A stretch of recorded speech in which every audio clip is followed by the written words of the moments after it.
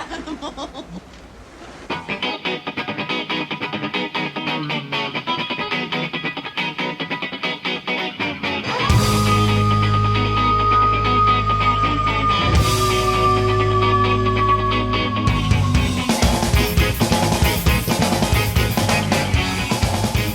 And they were roommates. God, they were roommates. Top 5 desert island albums, which is unlike top 10 guitarists, is completely your own. Even top 10 guitars is your own thing, but this is, I'm going to be on a plane, I'm going to be on a spaceship. Instead of desert island albums, it's more like, okay, Mars, I'm going to Mars, and Elon says you can take 5 albums with you. That's all you can bring, or you're going to get shipwrecked. You're going to be on an island for the rest of your life. What 5 albums are you choosing? So you got to think about, maybe you think about variety. You can't have any live albums because that's cheating. You can't have any greatest hits albums. That's cheating. Double albums are okay. If you slip a couple of those in, I guess that could be a strategy. So we want to kind of hear yours. Like, we would love you guys to post, like, what are yours? This is just completely us being, this is what we think, this is what we would listen to. So do you want to kick it off? Do you want to we'll go back and forth, number 5, 4, 3, 2, 1, even though mine are all kind of interchangeable. You want to kick it off, Tone? Sure. Yeah, that's good. All right, this is a good segue. We'll see if the one album I didn't pick was "The Ghost in the Machine" by the Police, which might have been fitting. Yeah. But, I do have a playlist on Spotify I just had with all Ghost songs.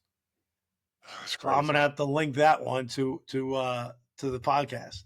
Oh my God. Well, the good news about this podcast or this episode is, we don't really need to go into any order. I mean, you're bringing your 5. Yeah. So the first one for me might be a no-brainer, but it's Led Zeppelin Physical Graffiti, which is a double album. I didn't, if I need to cut back, I can do that.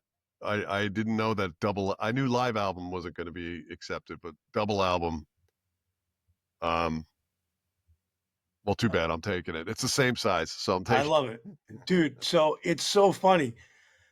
I've done this list before, and the kind of the number 5 album changes sometimes for me. I probably listen to like Led Zeppelin 2 more than any other album. And Led Zeppelin 4 obviously is freaking, it might be the greatest album of all time. And I almost brought Led Zeppelin 4 just because, but I kind of played it out as a kid, frankly, like, you know what I mean? But Black Dog and Rock and Roll aren't as awesome to me anymore as like some of their mellow stuff. So I too chose Physical Graffiti. That is I took Physical Graffiti, brother. Got right on my screen. Custard Pie, The Rover, In My Time and Time. I mean, you get double bag for your buck, but it's just a great freaking album. It might be their best. Yeah, I mean, it was Led Zeppelin at their best, I think, when you could argue, like, I saw the movie in the theater just last month, maybe a few weeks ago. And, seeing Zeppelin in the movie theater, whole nother experience. But watching them, and they only go through the first 2 albums, so there's going to be more. They're very, very methodical about going through all of their history and how they got together. Yeah, but they only get to the second album, and it's like a 2+ hour movie. So, highly recommend it. A, B, they're Zeppelin 1 and 2. Very different than Zeppelin 4, which is very different than Physical. And the reason I picked Physical, although Zeppelin 1 to me is really kind of like, the raw, just the Bonham in Good Times, Bad Times, the drumming, the guitars, the singing, like Plant's. I think Plant is probably at his best in Zeppelin 1, but he's more mature in the whole, way in which that they produce albums is a lot more, well done, I guess, with regards to Physical Graffiti. I mean, you've got Cashmere, of course, but like Custard Pie, and then even Black Country Woman, Night Flight.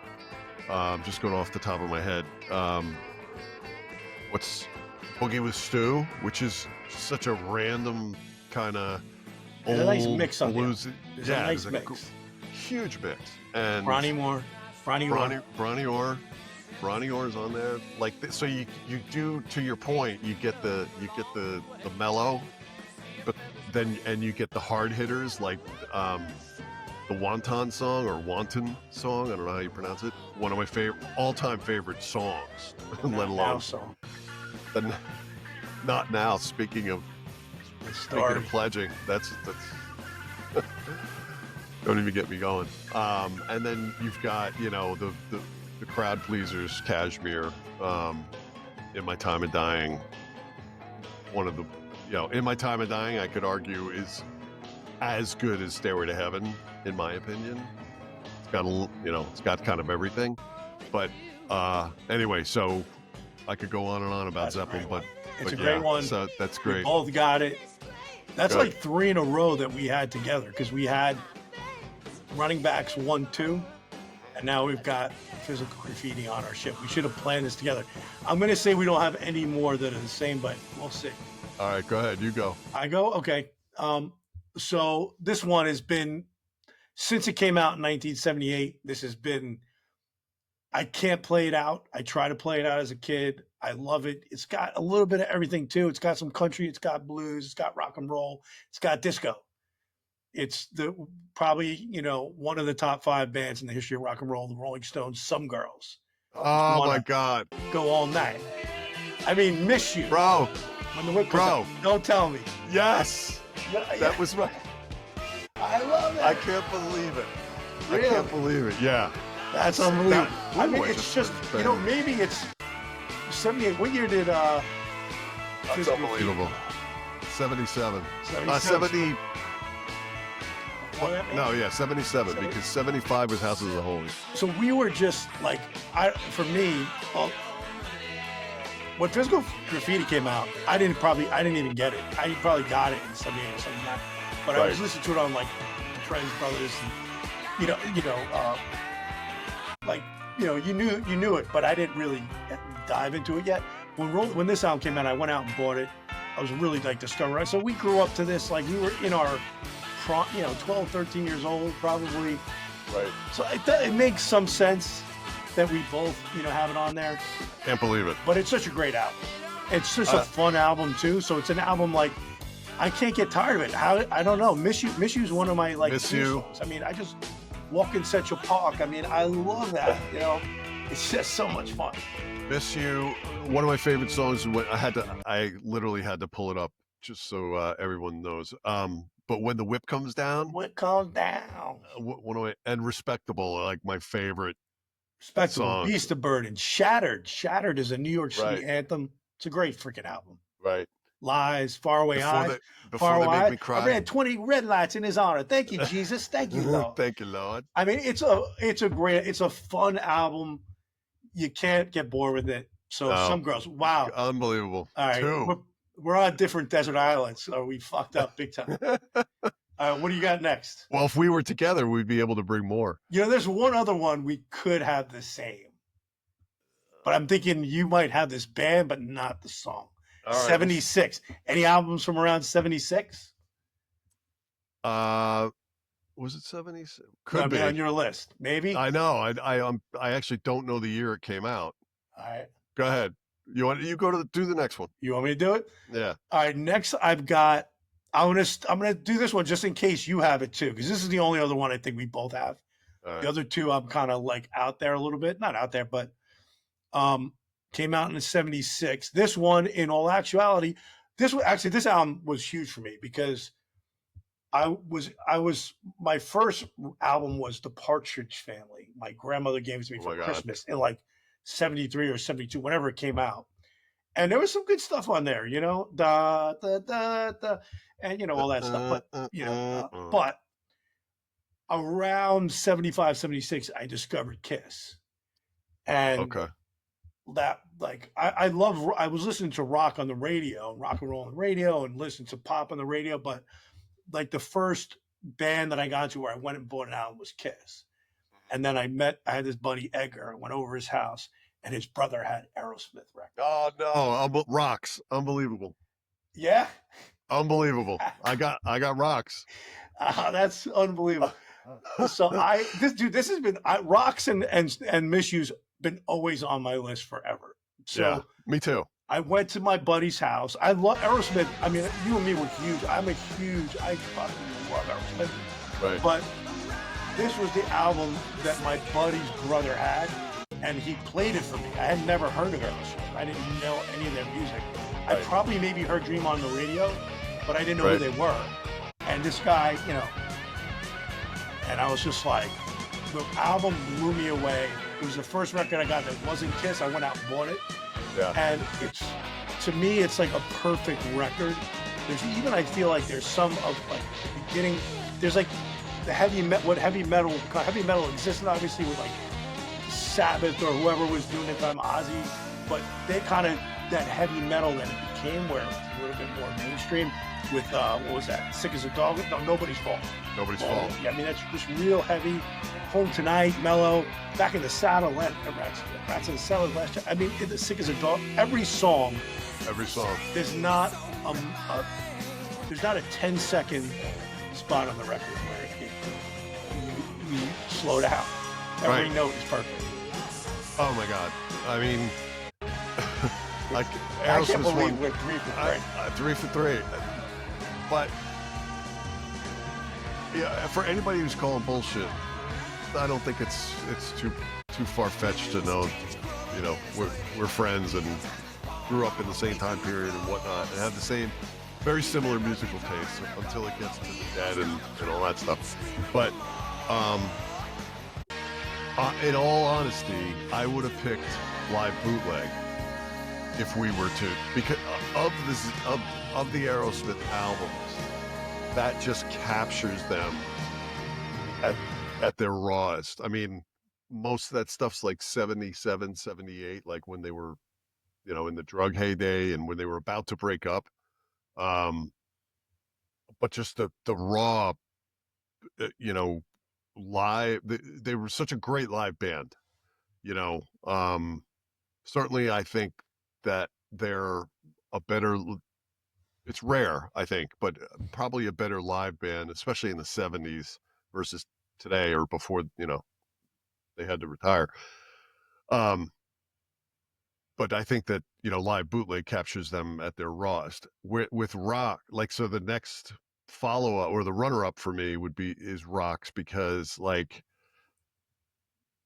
what that first album just is them recording in a, practicing in an apartment. You could tell that they're just like kids, just getting together. Whitford was new to the band, and they're doing a bunch of covers and stuff. And then Get Your Wings and Rocks to me were really, really close. Toys in the Attic, I think this is a great example of where I think they're better live than in the studio, because like, although Toys in the Attic and Walk This Way and Sweet Emotion, they're all great, great songs. I just think that they come across better live. Whereas with Rocks, I think they really found their way as far as the studio is concerned. And you talk about Rats in the Cellar, Back in the Saddle. I'm not Rats in the Cellar, Back in the Saddle. That's a solid. Sweet Home. They're both. I almost said Sweet Home Alabama. Sick as a Dog. Is Home Sweet Home on that? Yeah, Home Sweet Tonight. No, Yeah, Home Tonight. Home Tonight. That's such a sweet song. I love that song. And that also, again, that's like every heavy metal band would have their, Nobody's Fault, and then their Home Tonight. You have to have that rock power ballad. The ballad at the end, yeah, yeah. And Nobody's Fault was like just so heavy for them, and you wonder what was going on and why they wrote that. But yeah, my mind's spinning a little bit that we're so in sync, but at the same time, I think. And it's funny too that you said, like, I agree. Like, a lot of people love Toys. Get Your Wings is really close to me to Rocks in terms of greatness. Like I think Get Your Wings, I could interchange it almost with Rocks. I prefer Rocks, but Get Your Wings is a super, super tight album too. And I love every track on it. And I put it right up there. Sweet Emotion might be one of the best songs ever written of Right. Toys, but Rocks and Get Your Wings for me, I'd almost bring both of them, but Yeah. yeah, so Rocks. Unreal. That's awesome. I think that's going to be, so it's going to be interesting to see what your top two are. You're not necessarily your top two, but your other two are, wait, how many do we, yeah, I got two It's more. 3. Yeah, 2 more. So I'll go next. Go ahead. I certainly know you don't have this one, but this is, so I had to have something from the 90s. There's so many bands in the 90s that just changed, just like in the 70s, right? Like we were fortunate enough to be at least old enough to be around in the 70s with the Zeppelins and the Aerosmiths and the Stones and all those bands. I mean, Rumors, which didn't make my list. I don't know if it made yours, but just end to end, phenomenal album. Steve Miller, Chicago, like all these bands. We were fortunate. I think the same thing happened in the 90s. And you've got your Pearl Jams, you got your Nirvanas, you got Soundgarden, you've got all these bands that are just like really changing the way in which music is being appreciated or being listened to. But the band for me, and it really still is the Smashing Pumpkins and their first album, Gish. One of the all-time best albums I've ever heard, front to back, power. Like, there's not I don't think there was a song that charted on that album. But you just listen to not only the quality of the recording, it just feels like it's all live, but like there's a song like I Am One and Siva and Tristessa and all these different songs that really, and this is, I believe it's right before Nevermind came out. And I think that's probably, I don't know, Nevermind is a little bit more commercial for me. Fantastic album, absolutely fantastic, and one that would make a list of 10, that's for sure. But so I think the Pumpkins got a little bit, kind of the short end of the stick because it was released in 91 and it was just kind of right before, Pearl Jam and Nirvana and all those other bands that put together albums that we all know and love. But I highly recommend anyone who's not familiar with the Pumpkins, early Pumpkins. Gish is by far one of the best albums I think was ever released. I'm gonna put it on tonight. I've got some Smashing Pumpkins. I don't have Gish. I probably have come across some of the songs, maybe, but maybe not. I mean, it's possible. So I'm looking forward to that. I'm gonna check it out. I mean, yeah, I think I just saw something on the internet, probably on like Facebook or something. Right after that album came out, like within 44 days. That they didn't mention this album, but if it was right before those, in a 44-day period, you had Appetite for Destruction, which I almost took as my album instead of Physical Graffiti. So Appetite, Metallica's big album came out, their chart busting album. Black. Chili Peppers chart busting album. You just met Nirvana's chart busting album. Who was the other one? Oh, Pearl Jam's chart busting album. Right. And there might have been one other one in 44 days. Right. Those are like legendary albums. Right. So Gish just got gished. Swept under the rug. Yeah. Like, I know. And I don't call that out because I don't pick it because I feel bad or something.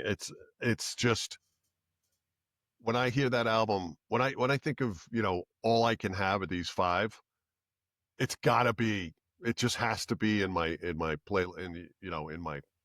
I thought you were going to go Phil Safe on me.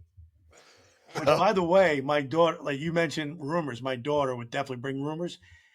Her and her boyfriend have seen Phil Safe. He's a Jersey guy. They've gone to see him. They've seen him I think they've seen him in LA maybe, but If not, they saw him in Jersey, so they've seen it. So Really? she's like, "I love Phil Sings." I was like, "I didn't." He got me on that one. Wow. But so That's but she's fantastic. into it. They got a band. But all right, cool. Number 2. I've got. I don't go into the '90s. I almost did with Guns. I wanted a rocker. I was like, I want to bring a rocker, but I didn't. My physical graffiti is my rock, or rocks is my rocker, I guess. I'll say my all-time favorite album for last. So this one was 1968. I've talked about this album online, I think with you maybe before. I love this album. I don't know what it is about it, and it's perfect for Desert Island because you need something different. It's mellow, it's jazz, it's blues, it's got great words. It fits all different moods, more of a mellow mood. So you kind of, if you're going to be away, you need that. But I throw this album on all the time. It's good if you're getting romantic. Put on some of those tracks, Sweet Thing, Cypress Avenue, The Way Young Lovers Do, Madam George, Ballerina, Slim Slow Slider, Astro Weeks Beside You. It's Van Morrison, Astro Weeks, 1968. Wow. It's a beautifully made album. It's gorgeous. It's roughly recorded in some ways. I feel like if the recording wasn't high tech, like he was in a studio and just, picked up the guitars and pianos and jammed out. But I read somewhere like they went and got a bunch of jazz musicians and blues. It's a very jazzy album.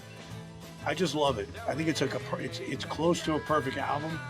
And so if you're not familiar with it, I'm sure you heard a lot of those songs. Check it out. Yeah. Oh my gosh. You got me surprised on that one. Although you can't be too surprised. Van Morrison is, legend, right? He's legendary. Seen him in concert where I was like, what was that? But I've seen him on videos where he's great concerts. So he's another one of these guys where, sometimes you hit him and miss. Like you were talking about Aerosmith. I think I kind of gave them a little backhanded compliment in the guitarist one because they were known to be inconsistent, but like you were saying, they could be amazing live, and so right. Yeah, Van Morrison, Astro Week, 68. That's a good one. I was 2 when it came out. That's as old as it gets for us folks. Because I didn't go back that far. My number 1 is pretty close to it too in years. But oh, that's crazy. Well, I'm gonna save you because Appetite's my number 1. Nice. Actually, it's not my number 1. It's one of the 5. But again, like when I was thinking about the, I went through each decade and top albums, right? And shame on us. Maybe we should put Thriller on there, or Abbey Road, which really, really close, or the White Album. But if I'm thinking about the albums that changed time, I don't want to say a generation, but like have really made an impact in time, you can think about basically all the Beatle great albums, right? You could argue, are we experienced? Certainly the Stones could be in there, Zeppelin. They're in the 90s, Nirvana, the album that sold the most, the Metallica album. But like at the time, and I believe it was 88, 89, Appetite for Sounds Destruction. right. Yeah, we were still in college, so 88. Yeah, I mean, to be able to put an album on and just go front to back, like there's nothing meager on it, and they're notorious for being on drugs and drinking all the time and all that stuff. But when it came to Showtime, or not really Showtime, but when it came to work time, when they recorded this album, it is close to perfect. I mean, you might argue that the content is questionable. You talk about drinking and drugs and heroin and all this other stuff. Brownstone. And Mr. Brownstone and degrading women. So I'm not going the Van Morrison route by saying that, the lyrics are beautiful and melodical. But for a rocking album, I know that I could put on almost any time. and it doesn't have to be loud, or it can be loud, obviously. Appetite for Destruction is just a game changer for me. Yeah, it's a great album, man. It's a great choice. Like I said, I almost took it. They didn't put out even Use Your Illusions 1 and 2 are fucking great albums. And Yeah, they're great. it's like that's really their body of work right there. They had a couple other like bullshit albums, but Right. those, and it's unreal how the quality of every song. But and that first album, there was just anthems, Sweet Child yeah. of Mine, you know, Welcome to the Jungle. Welcome to the Jungle, man. You know who you are. I did that to Marshawn Lynch. You're the jungle. That's baby. right. That's You're right. gonna die. I think he recorded his girlfriend having sex, and that's on the album. Yeah. And there's Yeah. just it's raw, man. It's a raw. You can tell that they're just kids on the street that I think they know they're gonna be great, so they're cocky. They're probably doing a lot of drugs. You know, I saw them at the Garden. It was probably the Use Your Illusions tour. You know, you didn't come on till like 10:30 at night. You know, I get up at 4:30 for work. I'm like, what the fuck, this guy, man. But Right. man, it was worth it. It was worth it. But that's a Yeah. great choice, man. I love that album. Again, it's a shame, right? It's like 4 years, 5 years. and they're done. Which is also a testament to, you know, they're as far as musical careers are concerned, they're lightning in a bottle.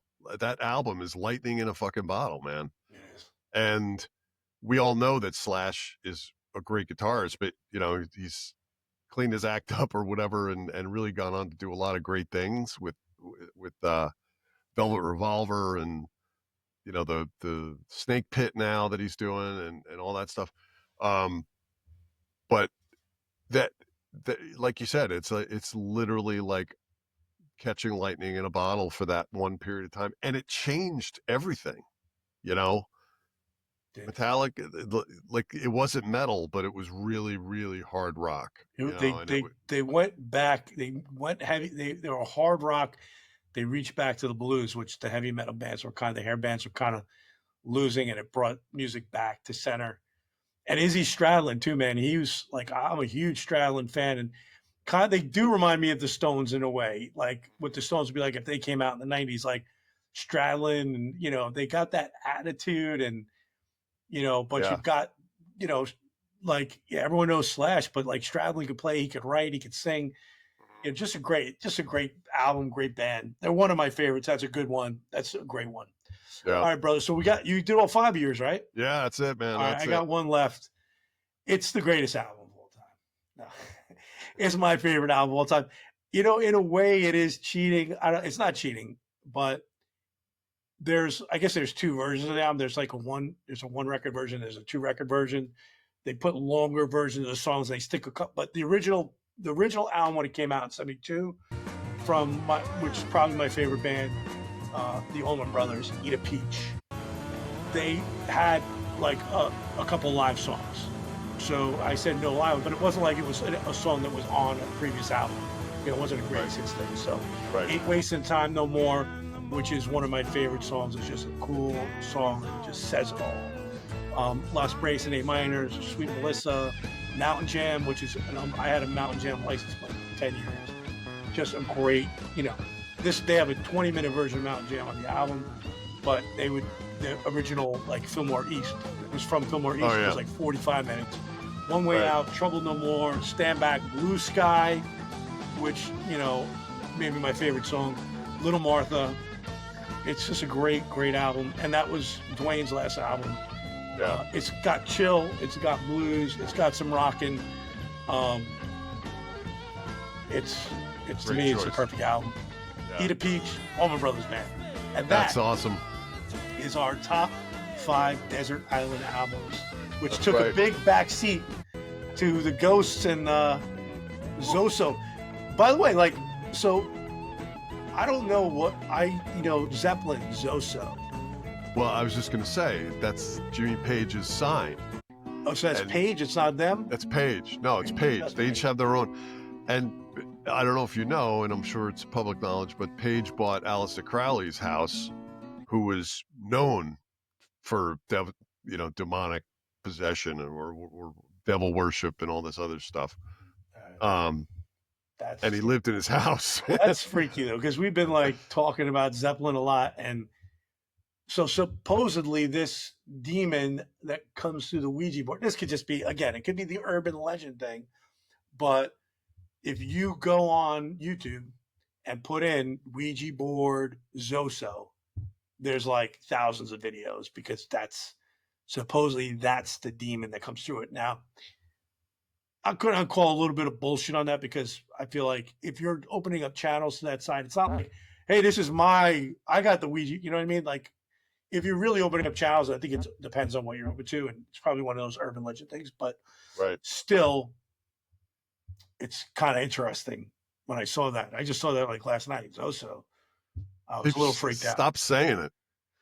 Yeah, Yes. you're not supposed to say these things. All right, I'm going to go say, my wife put holy water on me this morning. I was like, yes, thank you.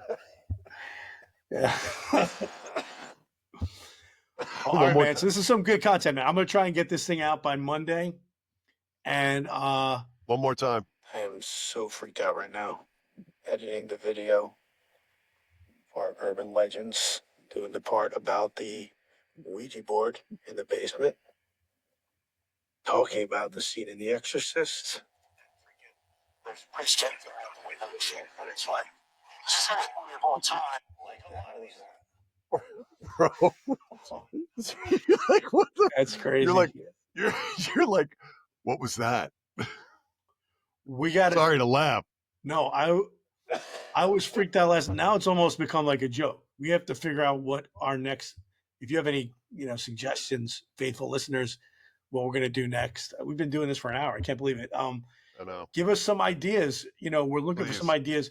Do you want us to stick to this like occult stuff, or you want us to come back with quarterbacks or music or movies? We just did music, so movies, TV, sports, or do you want more of this type content? More of that type of stuff. All right, brother. Please like and subscribe. Please, it helps us out. I know everybody says that, but it really does make a difference, and we appreciate it. And we appreciate it. We don't do enough of that. Hit the like, hit the tip jar. If you really want to help, hit the tip jar. Right, have a cup of coffee. We put that tip jar in there. I I'll don't think go for the anyone coffee. looks. When you go on YouTube, like, do you look in the description of the video? No, you just No. watch the video. So Right, we're never gonna get a tip, right. but you never know. All right, brother. All right, man. Have a great See you, weekend. guy. Go to Have church. a great weekend. We'll see you later. You're an animal. Peace.